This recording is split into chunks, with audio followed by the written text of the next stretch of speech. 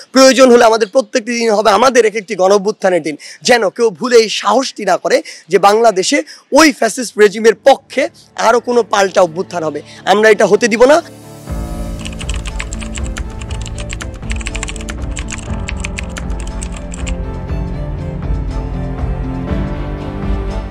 আমার নাম সার্জিস আলম।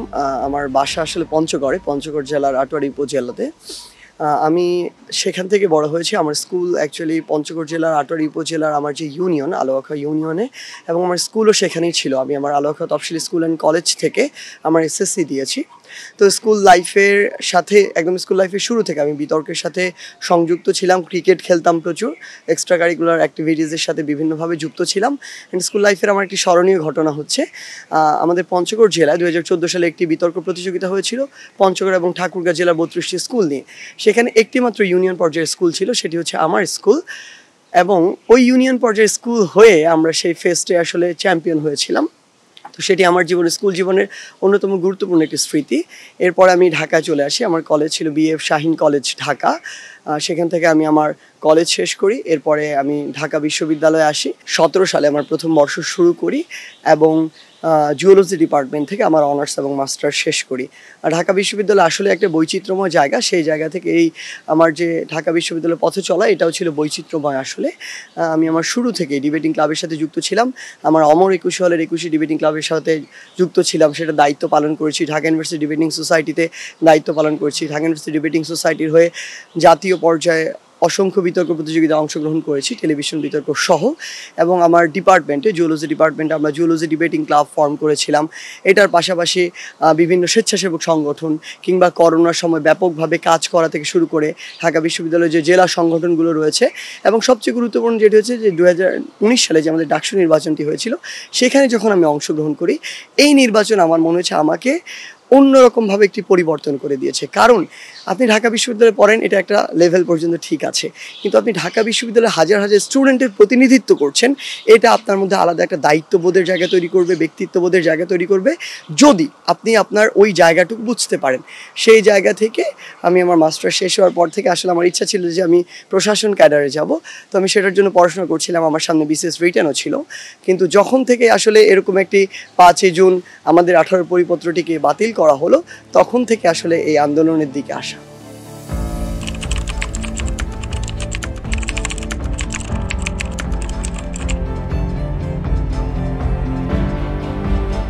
2018 সালে যে পরিপত্রটি, সেই পরিপত্রটিকে তাদের জায়গা থেকে বাতিল করে দেয়, তখন আমাদের প্রাথমিকভাবে আমরা সাথে সাথে একটি বিক্ষোভ মিছিল করা হয় ঢাকা বিশ্ববিদ্যালয় কেন্দ্রীয় গ্রন্থাগার থেকে, এবং এর পরের দিনই শহীদ মিনারে আমরা একটি বিক্ষোভ সমাবেশ করি, যেখানে ঢাকা বিশ্ববিদ্যালয়ের শিক্ষার্থীরা সকলে ছিল। সেই জায়গা থেকে আমাদের প্রাথমিকভাবে এটি ছিল যে আমরা এই যে কোটার যে একটি বারবার পরিপত্র বহাল কিংবা পরিপত্র বাতিলের যে খেলা, বা একটি যে অস্থায়ী যে সমাধান, এটি থেকে কোটার একটি স্থায়ী সমাধান হওয়া প্রয়োজন। কারণ এই যে একেবারে কোটাগুলো 18 সালে বাতিল করে দেওয়া হয়েছে, এটাও যৌক্তিক নয়। কিছু কোটা সুবিধা আমাদের পিছিয়ে পড়া ভাই বোনদের দেওয়া উচিত। আবার একইভাবে এই যে কোটা 56%, এটা তো অযৌক্তিকতার সকল মাত্রাকে ক্রস করে যায়। সেই জায়গা থেকে আমরা এই কোটা সংস্কার আন্দোলনটি করেছিলাম, যে কোটাকে যেন একটি যৌক্তিক পর্যায়ে সংস্কার করা হয়। সেই জায়গা থেকে যখন এই ফ্যাসিস্ট সরকার থেকে শুরু করে তাদের যারা দোসর রয়েছে, তারা যখন তাদের এই রাষ্ট্রযন্ত্রকে অপব্যবহার করে আমাদের উপর হামলা চালিয়েছে, মামলা করেছে, আমাদের অসংখ্য ভাই বোনকে নির্যাতন করেছে, হত্যা করেছে, সেই জায়গা থেকে এই কোটা সংস্কার আন্দোলন একটি গণ আন্দোলনে পরিণত হয়। এই গণ আন্দোলনে পুরো দেশের সকল ধর্মের, বর্ণের, পেশার মানুষ ধীরে ধীরে সম্পৃক্ত হয়, এবং তারা এই যে 16 বছর ধরে এই ফ্যাসিস্ট সরকার একটি ফ্যাসিস্ট সরকারের এই যে স্বৈরতান্ত্রিক যে একটি মনোভাব, এভাবে যে দেশ চালানো, দেশের প্রত্যেকটি সিস্টেমকে গ্রাস করা, এই জায়গাগুলো থেকে মানুষের যে একটি ক্ষোভ ছিল, এই ক্ষোভ থেকে মানুষ রাস্তায় নেমে আসে। এবং সরকার যখন মানুষকে কন্ট্রোল করার জন্য রাষ্ট্রের পক্ষ থেকে গুলি চালায়, পুলিশকে ব্যবহার করে, অন্যান্য বাহিনীকে ব্যবহার করে, তখন এই মানুষের ক্ষোভ সকল লিমিটকে ক্রস করে যায়, এবং মানুষ একসাথে আমাদের এই ব্যানারে রাস্তায় নেমে আসে, এবং এই যে স্বৈরাচারের যে পতন, ফ্যাসিস্ট সরকারের যে পতন, সেটি হয়।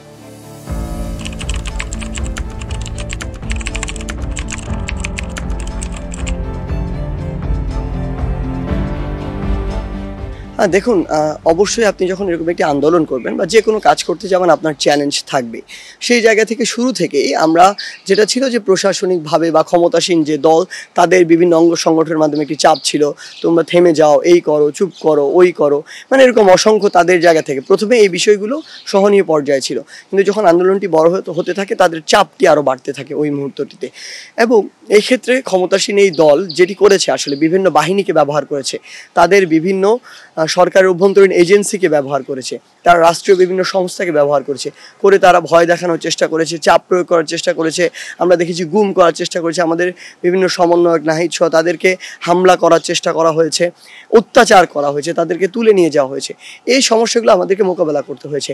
পাশাপাশি সরকার বা ক্ষমতাসীন তৎকালীন দলের বিভিন্ন বি টিম, সি টিম তারা তাদের জায়গা থেকে প্রোপাগান্ডা ছড়িয়েছে, আমাদের মধ্যে তারা দ্বিমত বা বিভাজন দেখানোর চেষ্টা করেছে, কিংবা আমাদেরকে বিভিন্ন মিস ইনফরমেশন দিয়ে পুরো দেশের মানুষকে আসলে বিভ্রান্ত করার চেষ্টা করা হয়েছে। এই জায়গাগুলোতে আমরা বিভিন্ন সমস্যার ফেস করেছি। এবং সবচেয়ে গুরুত্বপূর্ণ যেটি ছিল যে আমাদের পরিবারকে থ্রেট দেওয়া হয়েছে, আমাদেরকে বলা হয়েছে যে আমাদেরকে মেরে ফেলা হবে, পরিবার থেকে যেন আমাদেরকে সাবধান করে দেওয়া হয়, পরিবারের হুমকি দেখানো হয়েছে যে পরিবারকে যেন আমরা যেন আমাদের জায়গা থেকে সাবধান হয়ে যাই, নাহলে পরিবারকে অনেক অঘটন পরিবারকে ঘটাতে পারে পরিবারকে নিয়ে। সেই জায়গা থেকে এরকম অসংখ্য চ্যালেঞ্জ ছিল সব দিক থেকে, কারণ তারা তো তাদের যে রাষ্ট্রীয় যে ক্ষমতা সেটিকে অপব্যবহার করছে সকল দিক থেকে। এবং এখনকার কথা যদি আমি বলি, এখন আমরা মনে করি আমাদের একটি প্রাথমিক বিজয় হয়েছে যে ফ্যাসিস্ট সরকারের পতন হয়েছে, কিন্তু সামনে আসলে এই চ্যালেঞ্জগুলো আরও বড়। আমাদের মনে হচ্ছে না আমাদের কাজ হয়ে গেছে, কিন্তু ব্যাপারটা এরকম নয়। আসলে এখন এখানে বৈশ্বিক বিভিন্ন পরাশক্তি যারা ওই ফ্যাসিস্ট সরকারকে আগে থেকে মদত দিয়েছে, তারা তাদের জায়গা থেকে তাদেরকে ফিরিয়ে আনার চেষ্টা করছে, কিংবা তাদেরই এমন বিভিন্ন গোষ্ঠী রয়েছে, মানে আপনি একদিনে ফ্যাসিস্ট আওয়ামী লীগ দেশ থেকে পতন হয়ে গিয়েছে আর তার সকল দোসর চলে গিয়েছে, ব্যাপারটা তো এমন নয়, সকলেই আছে। তারা তাদের জায়গা থেকে বিভিন্ন সময় আসলে পাল্টা একটি কু ঘটানোর চেষ্টা করছে বা তাদের জায়গা থেকে চক্রান্ত করার চেষ্টা করছে। এই কাজগুলো হচ্ছে।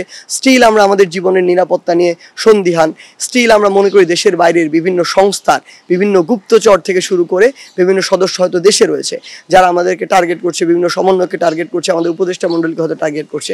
সেই জায়গায় অবশ্যই সামগ্রিক একটি থ্রেট রয়েছে। তবে আমরা এইটুকু বলতে চাই, যে কোনো থ্রেট দেশের স্বার্থে, জনগণের স্বার্থে মোকাবেলা করার জন্য আমরা প্রস্তুত আছি।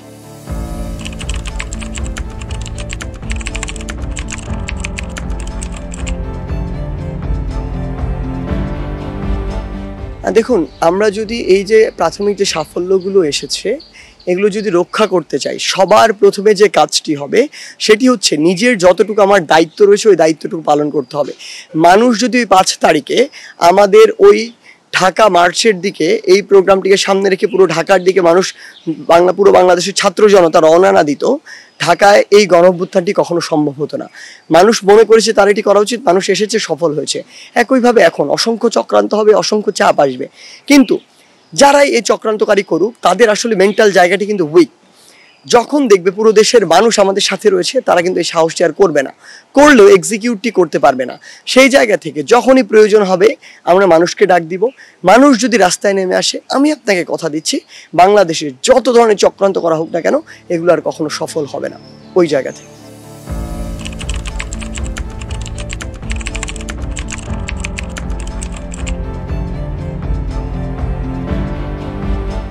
দেখুন, শুধু জুডিশিয়াল জায়গা থেকে নয়, সেনাবাহিনীরও অল্প কিছু সংখ্যক বিপদগামী অফিসার বা সৈনিক রয়েছে যারা হয়তো চেষ্টা করে, এটির সংখ্যা খুবই কম, হয়তো 1% হতে পারে, তার আরও কমও হতে পারে, তারাও চেষ্টা করেছিল তাদের জায়গা থেকে একটি করার। আবার আমলার তন্ত্র যে এখান থেকেও তারা হয়তো ভিতরে ভিতরে এই চেষ্টাটি করছিল। আবার আমরা দেখেছি যে এখানে আমাদের বিচার বিভাগ থেকে এরকম একটি চেষ্টা হয়েছিল। স্টিল বিভিন্ন পরাশক্তি কিংবা দেশের বাইরের কিছু কিছু শক্তি রয়েছে, এগুলোকে আমরা অপশক্তি বলি, তারা হয়তো তাদের জায়গা থেকে চেষ্টা করছে। তো সেই জায়গা থেকে আমার জায়গা থেকে যেটি মনে হয় যে এগুলো আসলে দিন শেষে খুব বেশি আমাদেরকে প্রভাবিত করতে পারবে না। এবং আমরা এই যে কুগুলো, এগুলো আমরা অবশ্যই, মানে মানুষ যদি আমাদের সাথে থাকে আমরা এগুলো ওভারকাম করতে পারবো। শুধু একটি জিনিসই মাথায় রাখতে হবে যে দেশের মানুষ যখন প্রয়োজন হবে রাস্তায় নামতে হবে। আমরা যখন মনে করব আমরা রাস্তায় নামবো, এতে যেই আমাদের সামনে আসুক না কেন আমরা তাকে মোকাবেলা করতে পারবো। এবং এটি যদি সম্ভব হয় তাহলে মানুষের মধ্যে আসলে প্রতিবাদ করার, অন্যায়ের বিরুদ্ধে প্রতিবাদ করার, সত্য কথা তুলে ধরার একটি সাহস আর মানসিকতা তৈরি হবে। এটি কিন্তু শুধুমাত্র একটি ফ্যাসিস্ট গভর্নমেন্টের বিরুদ্ধে নয়, বরং এরপরে যারা রাজনীতিতে আসবে, নেতৃত্বে আসবে, সে যেই হোক না কেন, তরুণ প্রজন্ম হোক কিংবা আগের কে হোক, তখন মানুষের মধ্যে এই প্রশ্ন করার সাহসিকতাটি থেকে যাবে। মানুষ আবার প্রশ্ন করতে পারবে। সেই জায়গা থেকে আমরা মনে করি মানুষ যদি তার জায়গা থেকে প্রশ্ন করে, মানুষ যদি সাহস নিয়ে আবার সত্যের পক্ষে স্ট্যান্ড নেয়, তাহলে যেই ক্ষমতায় আসুক না কেন তাকে অবশ্যই জনগণের কথা মাথায় রাখতে হবে, ছাত্র সমাজের তরুণের কথা মাথায় রাখতে হবে। যদি সেটি রাখে, আমরা বিশ্বাস করি সকলের সমন্বয়ে দেশ একটি সামনের দিকে এগিয়ে যাবে।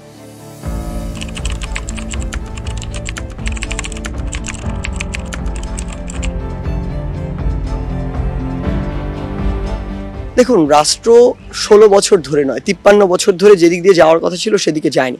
16 বছরে কফিনে সর্বশেষ প্যারেকটি মেরে দেওয়া হয়েছে।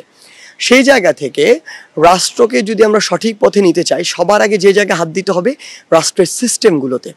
সবার আগে যে জায়গায় হাত দিতে হবে, যারা দুর্নীতিগ্রস্ত, দুর্নীতি করে তাদের বিচার করতে হবে, দৃশ্যমান বিচার করতে হবে, দ্রুত বিচার করতে হবে। রাষ্ট্র যদি সামনের দিকে এগিয়ে যেতে চায়, তাহলে জবাবদিহিতা সৃষ্টি করতে হবে। মানুষের ভোটের মাধ্যমে যেন জনপ্রতিনিধি নির্বাচিত হয় সেটি নিশ্চিত করতে হবে। এই যে জনপ্রতিনিধিগুলো ছিল এতদিন, এরা তো মানুষের ভোটে নির্বাচিত নয়। এই জন্য এদের মাথায় কনসার্নই ছিল না যে মানুষের কথা আমার মাথায় রাখতে হবে। এরা নির্দিষ্ট কিছু মানুষকে তেল দিয়ে, তার ফ্যাসিস্ট উপরের যারা ছিল তাদেরকে তেল দিয়ে এমপি মনোনয়নটি কিনতো, টাকা দিয়ে এমপি মনোনয়নটি কিনতো। তাহলে তারা ছুটতো দুইটি জিনিসের পিছনে, এক, ওই ব্যক্তিটির পিছনে ছুটতো যে তাকে মনোনয়ন দিত, দুই, টাকার পিছনে ছুটতো। এখন একজন ব্যক্তি যদি টাকার পিছনে ছুটে, তাহলে অবশ্যই তাকে জনগণকে শোষণ করতে হবে। টাকা তো জনগণ থেকেই আসবে। সেই জায়গা থেকে তারা জনগণকে সেবক না হয়ে জনগণের শোষক হয়েছে। সেই জায়গা থেকে অবশ্যই ওই নির্বাচন ব্যবস্থাটি ঠিক করতে হবে। তাহলে আলটিমেটলি দিন শেষে যেটি দাঁড়াচ্ছে, এই যে বাংলাদেশের বিভিন্ন সিস্টেম, যেটাই বলি, শিক্ষাক্ষেত্র, স্বাস্থ্যক্ষেত্র, বিচার বিভাগ, আইন বিভাগ, আইন শৃঙ্খলা রক্ষাকারী বাহিনী, এই যে যতগুলো সিস্টেম রয়েছে, মন্ত্রণালয় রয়েছে, এই জায়গাগুলোতে স্বচ্ছতা, নিরপেক্ষতা, জবাবদিহিতা, এই বিষয়গুলোতে নিয়ে আসতে হবে। এবং কেউ যদি কোনো রকম দুর্নীতি বা যে কোনো কিছুর সাথে, অন্যায় কিছুর সাথে যুক্ত থাকে, অতি দ্রুত সময়ের মধ্যে তাকে বিচারের আওতায় আনতে হবে, যেটি দৃশ্যমান বিচার হবে, যেন মানুষ ওই ঘটনাটি মনে থাকা অবস্থায় বিচার হয় এবং ওই শাস্তি দেখে মানুষের মনে এই ভয়টি তৈরি হয় যে না, এটি করা যাবে না, আমি যদি এটি করি তাহলে আমার পরিণতি এমনই হবে।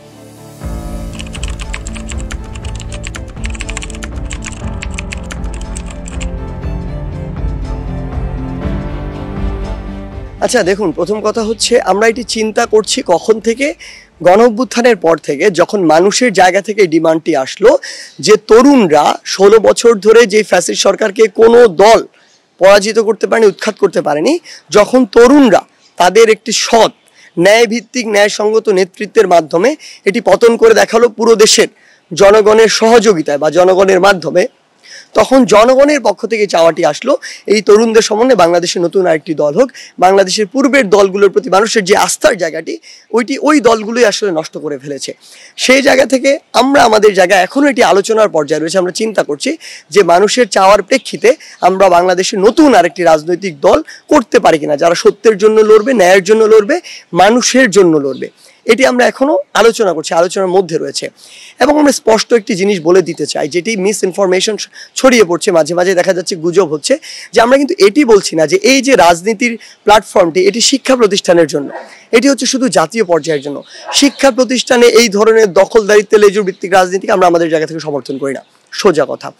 আমরা চাই শিক্ষা প্রতিষ্ঠানে ছাত্র সংসদ নির্বাচনের মাধ্যমে শিক্ষা প্রতিষ্ঠানগুলোতে ছাত্র সংসদ থাকুক, এভাবে নেতৃত্ব উঠে আসুক। আমরা বলছি জাতীয় রাজনীতির কথা। আপনি যদি দিন শেষে জাতীয় রাজনীতির সৎযোগ্য মানুষগুলোতে না বসাতে পারেন, তাহলে অসৎ এবং অযোগ্যদের দ্বারাই আপনাকে শোষিত হতে হবে, কারণ দে আর দ্য পলিসি মেকার্স, এবং ওই পলিসিটা আপনার উপর ইমপ্লিমেন্ট হয়। আপনি প্রত্যেক জায়গায় যত সৎ মানুষ বসান না কেন, অর্ডার তো তারা করে, আপনি ওটি মানতে বাধ্য, না হলে আপনার চাকরি থাকবে না। সেই জায়গা থেকে আমরা মনে করি যে বর্তমান তরুণ প্রজন্মের ওই জায়গাটিতে যাওয়ার প্রয়োজন রয়েছে। এবং আমরা যদি আসলে এটি যাই, আমাদের একটি স্ট্রাকচার দাঁড় করাই, প্ল্যাটফর্ম দাঁড় করাই, অবশ্যই আমাদের সকল পলিসি হবে আগামী, শুধু আজকে 2024 সালের জন্য নয়, আগামী 100 বছরের জন্য সেই পলিসিগুলো প্রাসঙ্গিক থাকে, মানুষের চাহিদার ভিত্তিতে হয়। সেই জায়গায় পুরো বাংলাদেশের জনগণকে সামনে রেখে আমরা সেই পলিসিগুলো তৈরি করব।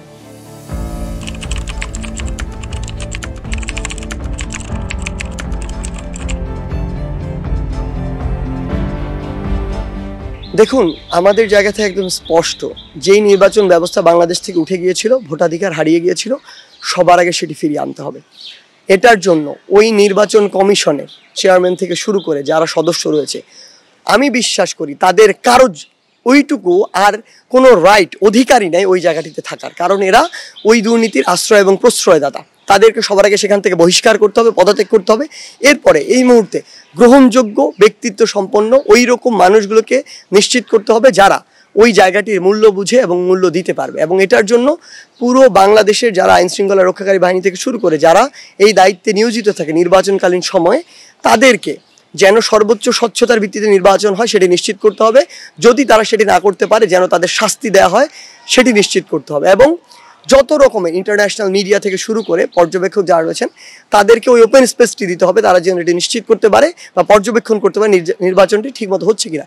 এবং এখানে সবচেয়ে বড় স্টেক হোল্ডার হচ্ছে জনগণ। জনগণের যদি মনে হয় কোথাও কারচুপি হচ্ছে, ঝামেলা হচ্ছে, সমস্যা হচ্ছে, জনগণকে ওই নির্দিষ্ট সেন্টারে প্রতিবাদ গড়ে তুলতে হবে, প্রয়োজন হলে ওই নির্দিষ্ট সেন্টারে নির্বাচনটি বর্জন করতে হবে।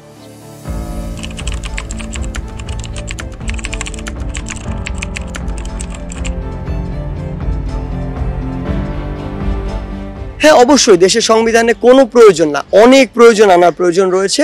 এবং এই প্রয়োজনগুলো আমরা বিশ্বাস করি অন্তর্বর্তীকালীন সরকারের মধ্যেই দ্রুত সময়ের মধ্যে আসবে তাদের মাধ্যমে। কারণটি হচ্ছে ওই এক একটি সংবিধানের বিভিন্ন যে অনুচ্ছেদ পরিচ্ছেদ বা অংশগুলো রয়েছে সেগুলো বিভিন্নভাবে একটি ফ্যাসিস্ট সরকার যেটি সেই সরকারকে প্রমোট করে। যেমন একজন চাইলেও বছরের পর বছর ধরে প্রধানমন্ত্রী থাকবে, এটি কখনো হতে পারে না। আমরা বিশ্বাস করি একজন সর্বোচ্চ হলে 2 বারের বেশি তার প্রধানমন্ত্রী থাকা উচিত না, কারণ যখন ওই একটি ক্ষমতার একটি লোভ তার মধ্যে জন্মে যায় তখন সেই ক্ষমতাটি আর ছাড়তে চায় না। এই জন্য এই লিমিটটি করে দিতে হবে এবং এটি করে দিতে হবে যে এক পরিবার থেকে, এই যে পরিবারতন্ত্র শুরু হয়েছে বাংলাদেশে একটি বারবার প্রধানমন্ত্রী হওয়ার ট্রেডিশন, এটি থেকে বের হয়ে আসতে হবে। এক পরিবার অর্থাৎ মা বাবা ভাই বোন, এদের মধ্যে যদি কেউ একজন ওই রাষ্ট্র পরিচালনার প্রধানমন্ত্রীর দায়িত্বে থাকে আর কেউ থাকতে পারবে না। প্রয়োজন হলে এরকম নতুন কিছু একটা সেখানে ইনক্লুড করতে হবে।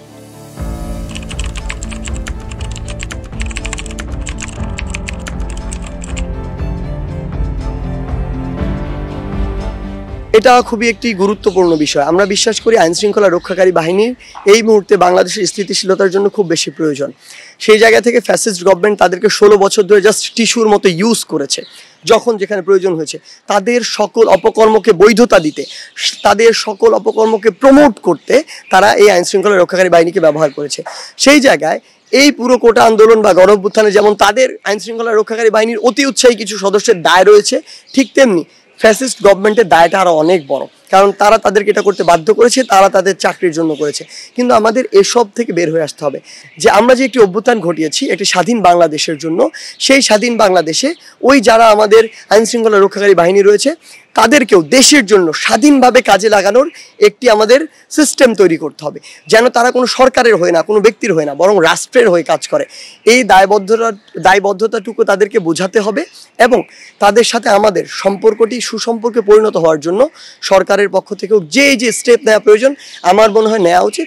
এবং আমাদের জনগণের পক্ষ থেকেও আসলে তাদের জায়গাগুলো বুঝে অনুধাবন করে ওই সহনশীল এবং মানবিক জায়গাটুকু সৃষ্টি করা উচিত যেন সুন্দর করে দেশ পরিচালনা করা যায়। আমরা আমাদের জায়গা থেকে যে সপ্তাহব্যাপী রেজিস্ট্যান্স উইক দিয়েছি, এটার কারণ আমরা বিভিন্নভাবে আমাদের কাছে এই তথ্যটি আসছে যে দেশের ভিতরে থেকে এবং দেশের বাইরে থেকে বিভিন্ন কুচক্রী মহল, বিভিন্ন অপচেষ্টাকারী যারা সবসময় এই দেশে ফ্যাসিস্ট একটি রেজিম রেখে দিতে চেয়েছিল, যারা তাদের দাসদেরকে এই দেশের ক্ষমতায় রেখে দিতে চেয়েছিল, তারা কিন্তু এখন মানে একদম তাদের জায়গা থেকে অশান্ত হয়ে উঠেছে দেশে বিভিন্ন সময় বিভিন্নভাবে কু ঘটানোর জন্য।